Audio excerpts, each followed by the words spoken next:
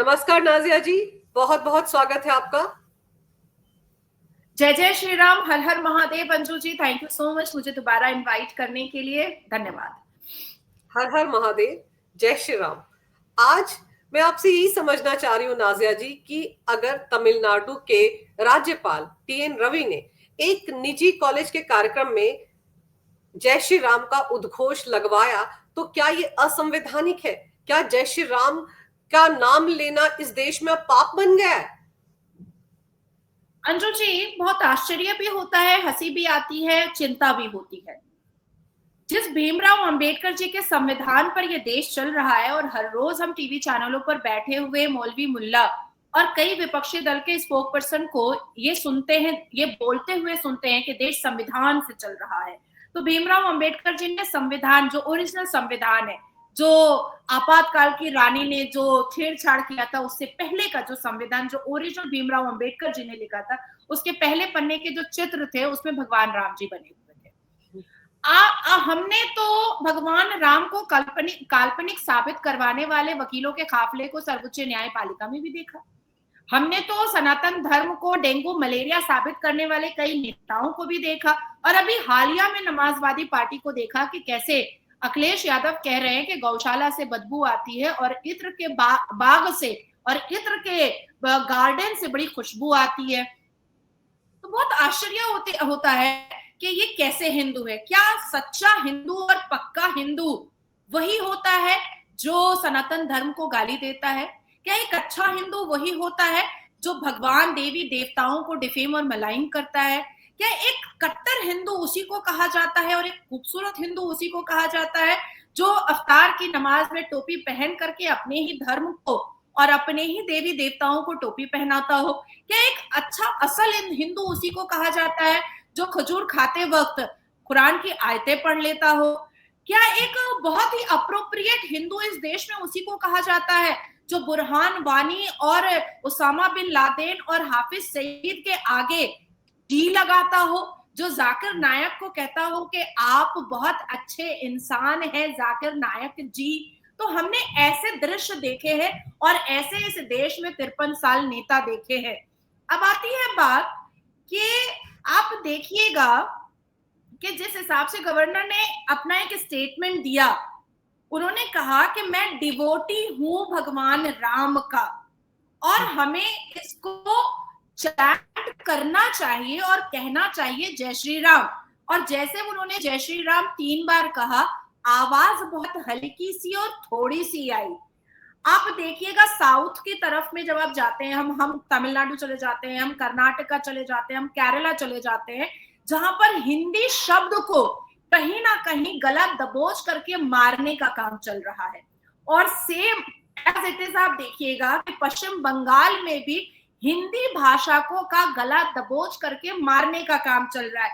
लेकिन इन तमाम राज्यों, जहां पर मैंने आपको 4 राज्यों का नाम बताया है, या तो वहां पर स्टेट का भाषा चलता है और या तो कोई भाषा नहीं चलता है, लेकिन उर्दू चलता है। आप केरला में देखिए, मदरसे में उर्दू और मदरसे का बोर्ड भी उर्दू में लिखा रहता है। मैं कर्नाटका अभी गई थी, आपको पता ही है कि बहुत विवाद भी हुआ था, काफी एफआईआर भी हुआ था।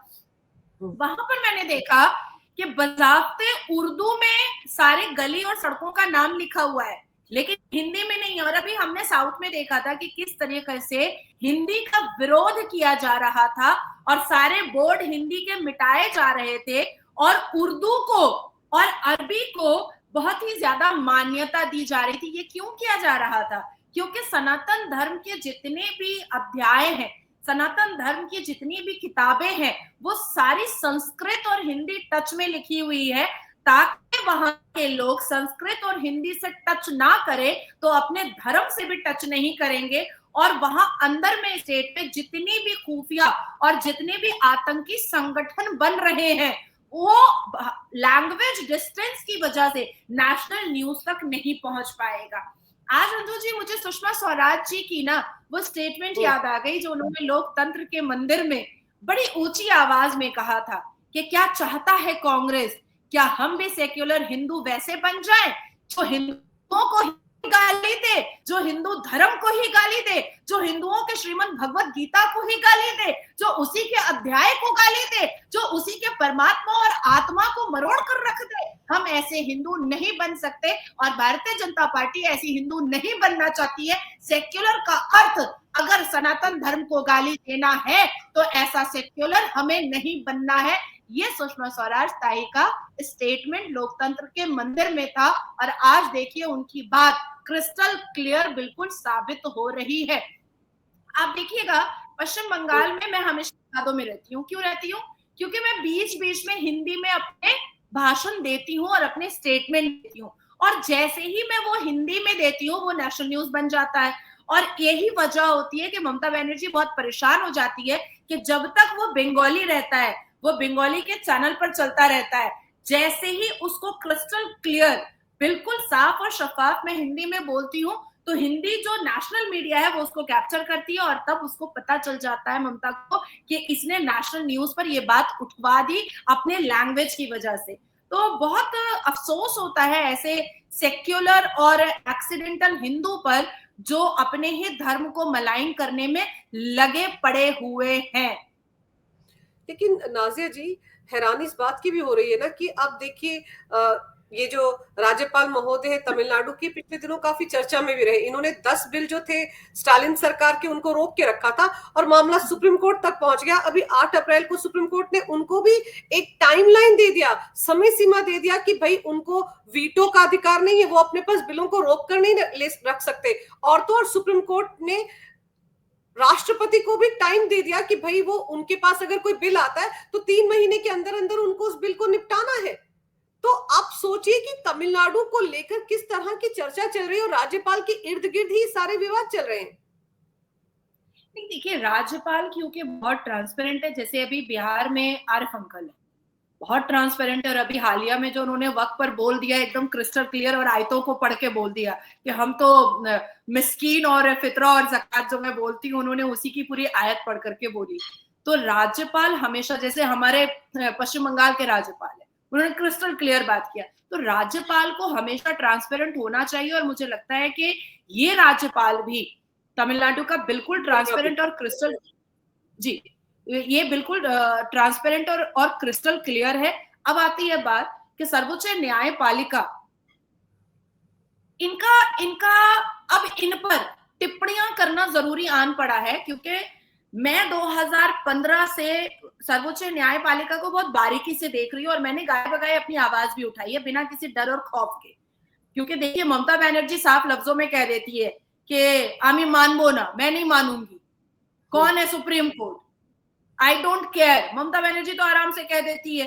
तो कंटेम्प्ट ऑफ कोर्ट करके उसको तुरंत अरेस्ट कर लेना चाहिए। एक साधारण इंसान अगर कह दे कि आई डोंट केयर कि सुप्रीम कोर्ट क्या बोल रहा है, मुझे इससे कोई लेना देना नहीं है, किसी को पैसा रिटर्न करने की जरूरत नहीं है, अगर ये साधारण व्यक्ति बोलेगा तो पता नहीं उसका कंटेम्प्ट ऑफ कोर्ट करके कान पकड़ के खींच के उसी वक्त अरेस्ट सुप्रीम कोर्ट करवा देगा। अब आती है बात कि क्या हमने शाहबानो और सायरा बानो के केस में सर्वोच्च न्यायपालिका को शरिया लॉ सुनते हुए नहीं देखा है क्या? 1984 से 2017 तक सुनते हुए देखा। वो तो मैं परेशान हो गई थी, मैं आउट स्पोकन हो गई कि संविधान हाथ में लेकर के आप भी है संविधान, हम भी है संविधान के हिसाब से, हमारा एसएलपी भी है, पीआईएल भी है, तो आप मुस्लिम पर्सनल लॉ बोर्ड को शरिया के हिसाब से सुन ही क्यों रहे हैं? क्या संविधान आपको ये इजाजत देता है कि आप शरिया कानून को सुनिएगा? आपको तो इजाजत ही नहीं देता है। उसके बाद आप देखिए हिजाब वाले मामले में कहा फ्रांस तुरंत उसने क्रिस्टल क्लियर कर दिया, आपके कुरान में नहीं है, चलिए निकलिए, ये पेनल्टी है, इसको पे कीजिए, नहीं तो हम कंटेम्प्ट ऑफ कोर्ट कर देंगे, भाई और वेस्टिंग कोर्ट टाइम। उसके बाद आप देखिए मस्जिद वाले मामले में 1994 में ऑलरेडी जजमेंट आ गया कि मस्जिद is not an integral part of Islam. उसके बाद भी ये लोग लगे पड़े हैं संबल को लेकर के, तो फलाना को लेकर के, तो धमाका को लेकर के। हालांकि सुप्रीम कोर्ट को सिर्फ एक शब्द कहना है कि हम तुम्हारा शरिया कानून क्यों सुनेंगे, हम सुनेंगे ही नहीं। तुम संविधान के हिसाब से जो बोल सकते हो तुम बोलो, अदरवाइज तुम शरिया को अगर बोलोगे तो हम नहीं सुनेंगे। अब अभी देखिए वक्फ को लेकर के एसएलपी एक्सेप्ट कैसे हुआ, ये बहुत बड़ा प्रश्न चिन्ह है कि वक्फ को लेकर के एसएलपी एक्सेप्ट हुआ कैसे। 120 लोगों के एसएलपी को जस्टिस चंद्रचूड़ ने उड़ा करके फेंक दिया शब्दों से कि हम नहीं सुनेंगे तुम्हारा निजी मामला है क्या? वक्फ बोर्ड तुम्हारा निजी प्रॉपर्टी लेकर के गया क्या? लेकिन असदुद्दीन अवैसी का उन्होंने और उसके अलावा 5 लोगों का उन्होंने एसएलपी ले लिया। कैसे सुनेंगे आप? ना वो कुरान में है ना वो संविधान में, आप कैसे सुनेंगे? आपको ये अथॉरिटी क्या संविधान दे रहा है कि वक्फ का एसएलपी आप सुनिए, वक्फ का पब्लिक इंटरेस्ट लिटिगेशन आप सुनिए? असदुद्दीन अवैसी की कितनी प्रॉपर्टी सरकार ने ले ली है जो असदुद्दीन अवैसी कोर्ट चला गया। तो उसी तरीके से सुप्रीम कोर्ट कहीं ना कहीं ये जो मुसलमानों पर दया दृष्टि दिखाता आया है हमेशा से, ये अब खत्म करना पड़ेगा। दया दिखाओ, हमें कोई आपत्ति नहीं है, लेकिन संवैधानिक तरीके से under the barricade of constitution दिखाओ। आप राष्ट्रपति को नोटिस भेज रहे हो, आप गवर्नर को नोटिस भेज रहे हो, आप भेजो, लेकिन किस आधार पे आप भेज रहे हो? फिर आप उस पर भी भेजो ना कि हिंदी भाषा को आपने बंद कर दिया। साउथ में आप तमिलनाडु देख लो, आप पश्चिम बंगाल देख लो, आप केरला देख लो, आप कर्नाटका देख लो, आप वाइजैक देख लो, आप और भी जितने भी साउथ के एरिया हैं, वहां पर हिंदी भाषा ही नहीं है। भाई आप इस पर भी तो बात करो कि आप उर्दू लैंग्वेज को मान्यता दे रहे हो, आप अरबी लैंग्वेज को मान्यता दे रहे हो। आप कतर का टेररिज्म ऑर्गेनाइजेशन का सबसे बड़ा सरपरस्त वो बैठ करके वहां पर हमास और फलस्तीन की वाहवाही करता है और बड़े मजे में साउथ में वहां पर पूरा मजलिस और मजमा होता है और उस पर सुप्रीम कोर्ट कोई टिप्पणी नहीं करता है। तो टिप्पणी करना है तो अप्रोप्रिएटली आप सारे मुद्दे पर करो ना। आपने कंटेम्प्ट ऑफ कोर्ट किया ममता बनर्जी पर आपने अरेस्ट वारंट क्यों नहीं निकाला? आपको निकालना चाहिए था, आपने तो नहीं निकाला। तो ये जो बायस्ड जजमेंट और ये जो बायस्ड नोटिस सुप्रीम कोर्ट का आ रहा है, ये खतरे से खाली नहीं है आने वाले दिन में। अभी हालिया में एक जज के घर से करोड़ों रुपए निकले जले हुए, उसको फिर इलाहाबाद कोर्ट ट्रांसफर कर दिया गया। इलाहाबाद कोर्ट ने कहा कचरा आप मेरे यहाँ भेज दीजिएगा, जो कचरा है वो आप मेरे यहाँ भेज दीजिएगा, हम तो एक्सेप्ट नहीं करेंगे। उस पर आज तक सुप्रीम कोर्ट क्यों चुप है? जरा सुप्रीम कोर्ट बताए तो कि सुप्रीम कोर्ट क्यों चुप है उस पर। वो जज है, इसका क्या मतलब? अगर कोई साधारण आदमी पिक पॉकेट भी करे तो उसको 6 महीने की सजा है।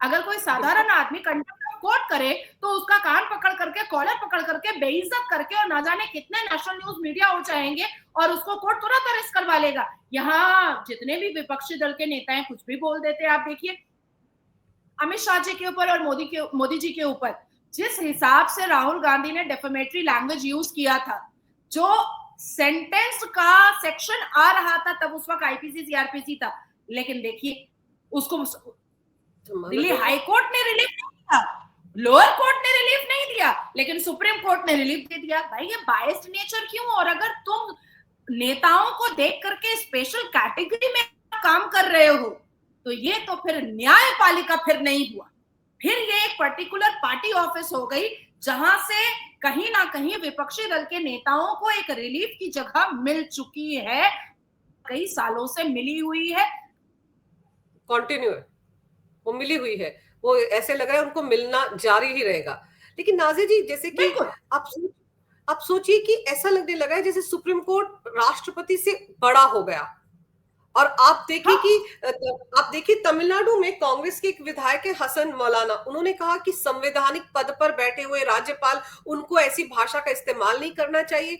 तो जो वहां पर मंत्री था एमके स्टालिन, मुख्यमंत्री, उनका बेटा जो उदयनिधि स्टालिन है, उसने किस तरह की भाषा का इस्तेमाल किया था हिंदुत्व के लिए? डेंगू है, मलेरिया है, इसको मच्छर की तरह खत्म कर देना चाहिए, इरेडिकेट कर देना चाहिए। एक मंत्री भी तो संवैधानिक पद पर बैठा है, वो एक धर्म के खिलाफ ऐसी बातें बोल सकता है?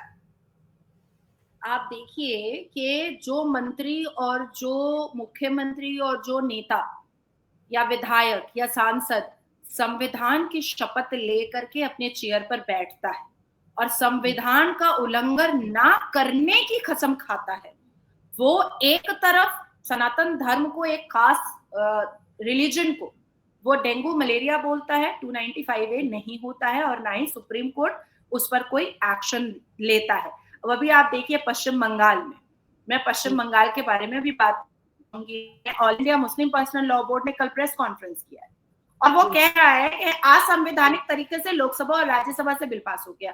अरे भैया तुमने जितवा करके असदुद्दीन अवैसी को भिजवाया, उसके बाद फिर बाकी विपक्षी दल के नेताओं को तुमने जितवा करके तंत्र के मंदिर में तुमने भिजवाया, तो तुम्हारे जो रिप्रेजेंटेटिव अंदर राज्यसभा और लोकसभा में बैठे थे, जब वो नहीं कर पाए एक्सप्लेन और इस्लामिक वक्फ बोर्ड को नहीं समझा पाए, तब ना जाकर के वो बिल पास हुआ। वोटिंग के हिसाब से बिल पास हुआ है ना। उसके बाद तुम जिस तरीके से और मलाइन केंद्र की सरकार को कर रहे हो, सुप्रीम कोर्ट को इसमें इंटरवीन करना चाहिए था। सुप्रीम कोर्ट को बोलना चाहिए था कि ये बंगाल में क्या हो रहा है, ये बंगाल में ये जो हिंदू पलायन कर रहे हैं, ये जो हिंदुओं का जेनोसाइड हो रहा है। जब तुम ऑलरेडी सुप्रीम कोर्ट आ चुके हो तो फिर ये नंगा नाच और लुंगी डांस करने की क्या जरूरत है। लेकिन सुप्रीम कोर्ट चुप है, कंटिन्यूअसली चुप है।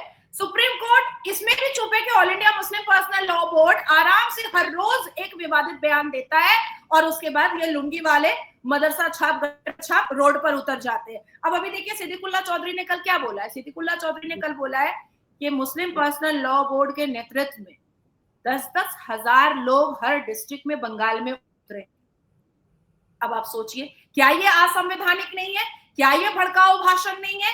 क्या ये आग लगाने वाली बात नहीं है? ये तो आग लगाने वाली बात है। क्यों नहीं सिद्दीकुल्ला चौधरी अरेस्ट हो रहा है? अरे अगर स्टेट गवर्नमेंट अपने मंत्री को नहीं अरेस्ट कर रही है तो सुप्रीम कोर्ट में तो ये मामला जा चुका है, तो सुप्रीम कोर्ट तो इंटरवेंशन कर सकता है। एकदम साफ क्रिस्टल क्लियर सुप्रीम कोर्ट के पास जो है ये पावर है कि भाई तुम लोग आ चुके मेरे पास, अब तुम ये रोड पर तुम प्रदर्शन करो, तुम्हारा संवैधानिक हक है, लेकिन हिंदुओं को पलायन करवा रहे हो, हिंदुओं का जेनोसाइड कर रहे हो, उनके घर जला रहे हो, गले में माँ काली देख करके तुम उसकी हत्या कर रहे हो, कोई भगवान की मूर्ति बना रहा है तुम उसको घर से निकाल करके मार रहे हो, कोई अगर जय श्री राम लगा रहा है तो तुम उसको खत्म कर रहे हो, तुम उसको मौत के घाट उतार दे रहे हो। अब ये साधारण हिंदुओं से आते आते अब वो राष्ट्रवाद और वो सनातन धर्म को मानने वाले नेताओं पर ये लोग आ गए हैं, जो संविधान एक्चुअली में अब खतरे में आ चुका है कि एक गवर्नर, कोई एक गवर्नर है तो वो हिंदू भी तो है, कोई एक गवर्नर है वो मुसलमान भी तो है। क्या आरिफ अंकल जो बिहार के गवर्नर अभी हैं, क्या वो गवर्नर में 5 वक्त का नमाज नहीं पढ़ते होंगे? मैं नाजिया इलाही खान, क्या मैंने रोजा नहीं रखा? क्या मैंने ईद की नमाज नहीं पढ़ी? क्या मैंने 5 वक्त की नमाज नहीं पढ़ती हूँ? तो जब मैं अपने मजहब के सारे रिचुअल्स पूरे कर सकती हूँ, तो अगर कोई एक गवर्नर हिंदू है तो क्या वो जय श्री राम नहीं बोल सकता है? बिल्कुल बोल सकता है। तो ये कौन सा स्ट्रैटेजी और ये कौन सी प्लानिंग हो रही है जिसमें सुप्रीम कोर्ट बिल्कुल चुप है और उल्टा नोटिस भेज देता है देश के राष्ट्रपति को और गवर्नर को? ये बहुत डरावनी हो रही है। नाजिया जी आप बिल्कुल सही कह रही, सब कुछ बहुत भयावह लग रहा है। अब पश्चिम बंगाल के हालात देखिए, मणिपुर के हालात पर तो 6-7 जजों की, सुप्रीम कोर्ट के जजों की एक टीम पहुंच गई थी मणिपुर में विक्टिम से मिलने के लिए, इतनी फुर्सत निकाल ली थी। तो फिर एक टीम दौरा कर आए ना, पश्चिम बंगाल का भी, मुर्शिदाबाद का भी, इन जगहों पर जाकर देख ले कि हिंदुओं का क्या हाल हो रहा है और कौन ये सब कुछ कर रहा है। लेकिन पश्चिम बंगाल के मुद्दे पर शुरुआत से हमने देखा है कि सुप्रीम कोर्ट बिल्कुल चुप्पी साध लेता है। सिर्फ कोलकाता हाई कोर्ट है जो बीच में ऑर्डर पास करता है, तब कुछ रिलीफ मिलता है हिंदुओं को। तभी वो सीबीआई ने जांच पड़ताल किया था, जब आपको याद होगा लोकसभा और विधानसभा चुनाव के बाद वहां पर इतनी हिंसा हुई थी। देखिए पंचायत इलेक्शन में जिस हिसाब से मैंने तो अपनी आंखों से दृश्य देखे, अपनी इसी आंखों से पंचायत इलेक्शन में पश्चिम बंगाल का देखा है। अच्छा, मैं हनुमान जी के जन्मदिन पर मैं कुल्टी गई हुई थी आसनसोल में, 0 ग्राउंड पर थी, और कुल्टी में यकीन माने अंजू जी के, और मैंने उसका मतलब ओरिजिनल वीडियो किया हुआ है, एक्सपर्ट डाला हुआ है, जय श्री राम का नारा लगाने से लोग डर रहे हैं, जय श्री राम का। और मैं जब पहुंची थी तो कम से कम 3000 पुलिस पहुंची हुई थी कि इसको जय श्री राम बोलने नहीं देंगे। और वहां का एसपी, वहां का कमिश्नरेट आसनसोल का ऐसे कमर पे हाथ रख करके खड़ा हुआ है, आपको तो भाषण नहीं देने देंगे।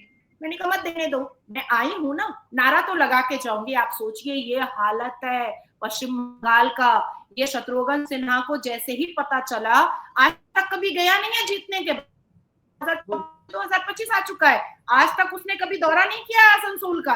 तो मैंने तो कहा भी कि शत्रुघ्न सिन्हा अपना घर का नाम रामायण हटा के ताजमहल रख दो, बेटे का नाम लव और कुश हटा करके औरंगजेब और तैमूर रख दो, बेटी तुम्हारी मुमताज बन ही चुकी है, शाहजहां दामाद ले ही आई है, जो दृश्य है। अच्छा, दूसरी चीज मैं बोलूंगी आपको कि पीएफआई पीएफआई जिस हिसाब से काम अभी भी भीतर भीतर भीतर भीतर केरला और कर्नाटका में कर रहा है, क्यों नहीं 6 रिटायर्ड जज के सुप्रीम कोर्ट की टीम चली जाती है, वहां रहना स्टार्ट कर देती है। मणिपुर तो जाते हो, मणिपुर तुम उत्तर प्रदेश में बुलडोजर एक्शन चलता है तो तुरंत लिख देते हो जजमेंट में कि भाई ये तो पूरा कानून का ही उल्लंघन हो रहा है। अरे अवैध निर्माण तो तोड़ने की अनुमति खुद खुद हमें कानून ने दिया है। तो एक राज्य का मुख्यमंत्री अगर अवैध निर्माण तोड़वा रहा है तो वो तो कानून पर ही चल रहा है। आप इतने कड़े शब्दों में आप अपने जजमेंट को और स्टेटमेंट को दे रहे हो। तो अभी जो मुर्शिदाबाद और मालदा में जो दृश्य हुए, अभया डॉक्टर बिटिया का जो हुआ, नासिर खान कादर खान ने जो सुजेट जॉर्डन का रेप किया, कामदुनी में जितने भी मुसलमान बलात्कारी थे उसको एक्विटल मिल गया, इस पर भी जरा कड़े शब्दों पर टिप्पणी करो। ममता बनर्जी ने सुप्रीम कोर्ट के ऑर्डर को कह दिया आई डोंट केयर, तो कड़े शब्द करने चाहिए थे ना। जैसे उत्तर प्रदेश पे कड़े शब्द लिखते हो, जैसे मणिपुर पर कड़े शब्द लिखते हो, जैसे गुजरात पर कड़े शब्द लिखते हो, तो वैसे ही कोई कड़ा शब्द ऐसे राज्यों पर भी करो जहां बांग्लादेश के टेररिस्ट ऑर्गेनाइजेशन पला पुसा रहे हैं, जहां पीएफआई का संगठन काम कर रहा है, जहां घुसपैठिया आराम से लुंगी डांस कर रहा है, जहां हिंदुओं को पलायन करना पड़ रहा है, जहां हिंदुओं का जेनोसाइड हो रहा है, वहां कड़े शब्द हम नहीं देखते हैं सर्वोच्च न्यायपालिका के। ना तब देखते थे ना अब देखते। लेकिन जय श्री राम का नारा अगर कोई गवर्नर लगा देगा तो सुप्रीम कोर्ट से लेकर के सबको बुरा लग जाएगा। लेकिन रेप करते वक्त नारे तकबीर अल्लाह अकबर का नारा लगता है तो ना सुप्रीम कोर्ट को बुरा लगता है और ना ही किसी और को बुरा लगता है। जब मस्जिद के अंदर रेप होता है, मजार के अंदर रेप होता है, मदरसों के अंदर रेप होता है, तब सुप्रीम कोर्ट को बुरा नहीं लगता है। जब एक रेसिडेंट डॉक्टर का हॉस्पिटल के अंदर एक पुलिस रेप करता है और उसके सारे एविडेंस को टाला पुलिस को इंस्पेक्टर इंचार्ज छुपाता है, तो भी सुप्रीम कोर्ट कोई कड़े स्टेटमेंट की टिप्पणी नहीं देता है कि उस स्टेट को लगे कि भाई बहुत शर्मिंदगी वाली काम और बहुत शर्मनाक काम हुई है, ताकि पूरा देश पढ़े कि अरे बंगाल के ऐसे ऐसे पुलिस ऑफिसर है। नहीं देता है। तो ये जो बायस्डनेस है, ये जो बायस्ड नेचर दिख रहा है सुप्रीम कोर्ट का, मैं फिर से कह रही हूँ अंजू जी कि ये खतरे से खाली नहीं है और कहीं ना कहीं इन सारे मामले को चंद जो राष्ट्रवाद लोग हैं उनको इंटरनेशनल कोर्ट तक पहुंचाना चाहिए कि हमारा विश्वास धीरे धीरे सुप्रीम कोर्ट से उठ रहा है, देश संवैधानिक है।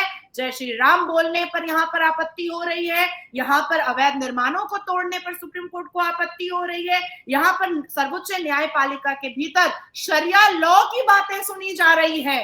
तो ये सारी बातें उठ करके अब इंटरनेशनल कोर्ट जाने की जरूरत बिल्कुल आ चुकी है।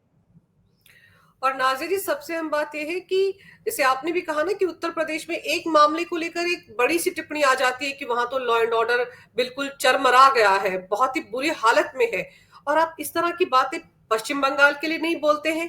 कोलकाता हाई कोर्ट संज्ञान लेता है, लेकिन सुप्रीम कोर्ट मूक दर्शक बनकर बैठा है। तो सवाल तो उठेंगे ना। मैं तो एक आम नागरिक हूं, मेरे पर तो मानहानि का केस भी हो सकता है कि मैंने सुप्रीम कोर्ट के माय लॉर्ड्स के बारे में ऐसा क्यों कह दिया।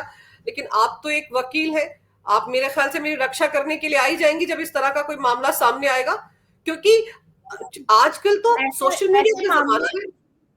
नहीं अंजू जी, मैं सॉरी इंटरप्ट कर रही हूँ आपको। ऐसे मामले में फिर हम भी फ्रीडम ऑफ स्पीच अगर सिर्फ बैक बोल करके रेप करने वालों का है तो मुझे लगता है कि फिर फ्रीडम ऑफ स्पीच हमारा क्यों हैम्पर हो रहा है। फ्रीडम ऑफ स्पीच सिर्फ बैक बोल करके हिंदुओं का गला काटने वालों को मिलेगा या हिंदुओं को गाली देने वालों को मिलेगा, डेंगू मलेरिया सनातन धर्म वालों को मिलेगा। हम भी सर्वोच्च न्यायपालिका के जजेस से पूछ सकते हैं कि उस जज का क्या हुआ जिसके घर से इतने कैश मिले थे। अरे किसी का भी वो दलाल था, लेकिन था किसका ये तो बता दीजिए। जनता जानना चाहती है भाई, जनता को पता तो चले कि किस पॉलिटिकल पार्टी के नेतृत्व में वो काम कर रहा था, चाहे वो कोई भी पॉलिटिकल पार्टी हो, वी डोंट केयर। लेकिन पता तो चले कि जजेस भी पैसा लेकर के कुछ काम करते हैं।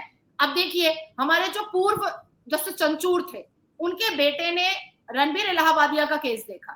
रणबीर इलाहाबादिया जो न्यूडिटी को प्रोवोक कर रहा था, न्यूडिटी को प्रोवोकेशन दे रहा था, जो बच्चों से पूछ रहा था कि तुम अपनी माँ को सेक्स करते हुए देखे हो कि नहीं, माँ बाप को। तो ऐसे चीजों में बचाने के लिए कौन आया? जैसे चंचूर का बेटा आया।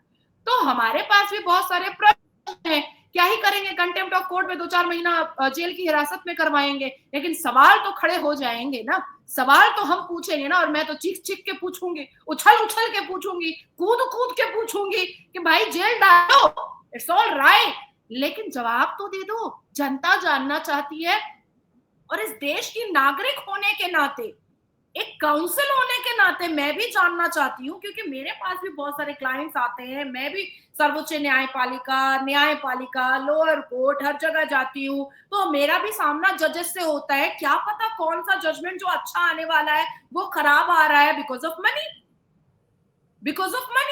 तो मैं तो जानना चाहूंगी ना कि आखिर ऐसी क्या बात है। अब मैंने जज साहब को कर दिया माय लॉर्ड राम राम, तो आप तो मेरे को नोटिस भेज देंगे कि तूने राम राम बोला क्यों। अब मैं बोलूंगी जज साहब अस्सलामु अलैकुम रहमतुल्लाह अलैहि व बरकातहू, जज साहब बोलेंगे अरे इसका जजमेंट अच्छा लिखो। तो ये जो एक सीन क्रिएट हो रहा है, इस सीन को और इस चीजों को क्लियर करना न्यायपालिका के हाथ में है।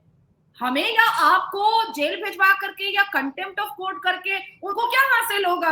हम 2-4 महीना जेल के अंदर रह करके आ जाएंगे, लेकिन सवाल वहीं का वहीं रह जाएगा। और हम प्रशांत भूषण भी नहीं कि हमको 1 रुपए का फाइन लग जाएगा। हाँ ऑब्वियसली और हमारे लिए तो अभिषेक भी खड़ा नहीं होगा, कपिल सिब्बल भी खड़ा नहीं होगा। मैं तो अपना खुद ही देखूंगी। अभी रिसेंटली मैंने FIR खुद ही देखा। और दूसरा ये कि आप सुप्रीम कोर्ट समय सीमा तय कर रहा है राज्यपाल के लिए, राष्ट्रपति के लिए। वो जो 3 जजों की कमेटी इन्हीं जस्टिस यशवंत वर्मा का केस जो हैंडल कर रही है, तहकीकात कर रही, जांच पड़ताल कर रही, उनके लिए भी टाइम फ्रेम तय कर देते तो अच्छा रहता। इस देश का जो न्यायपालिका पर भरोसा है वो कायम रहता। पता चलता कि हाँ भाई 10 महीने के अंदर या 2 महीने के अंदर केस सामने आ जाएगा कि किसका पैसा था, किसके पैसे जले और कौन उनके घर के आंगन के कोने में नोट जलाकर चला गया। देश के लोग तो सच में ही जानना चाहते हैं। उम्मीद करती हूँ मैं कि इस तरफ भी हमारे माय लॉर्ड ध्यान देंगे। नहीं, मैं भी बहुत अपेक्षा रखी हुई हूँ अंजू जी, और मैं भी बहुत उम्मीद रखी हुई हूँ कि सर्वोच्च न्यायपालिका, वो जो जज पैसा लेकर के जले हुए नोट के साथ जो पाया गया है, और कैसे अचानक से चला गया कहीं घूमने के लिए, और फिर अचानक से उसके घर में आग लग गई, और फिर अचानक से नोटों की गड्डियां जली हुई नजर आ गई।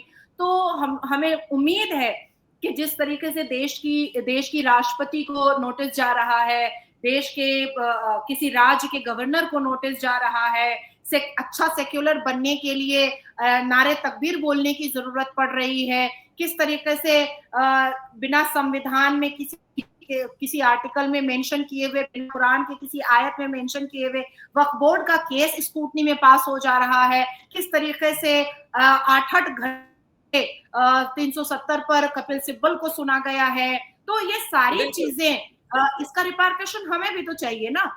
जनता जानना चाहती है, हम जैसे संविधान के जानकार जानना चाहते हैं, क्योंकि हम लोगों को तो रोज जज का सामना करना पड़ता है। अब कौन जज पैसा लेकर के कैसा जजमेंट दे रहा है, तो हमारे क्लाइंट को ज्यादा प्रॉब्लम है।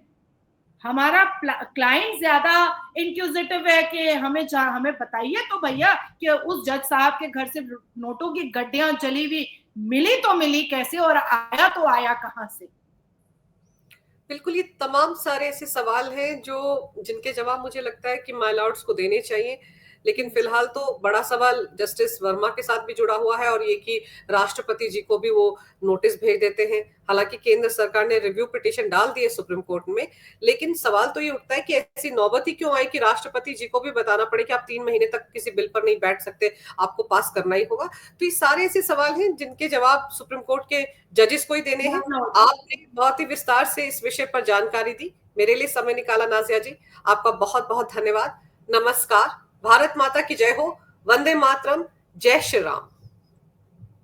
वंदे मातरम, नमः पार्वती पतये, हर हर महादेव। हर हर महादेव।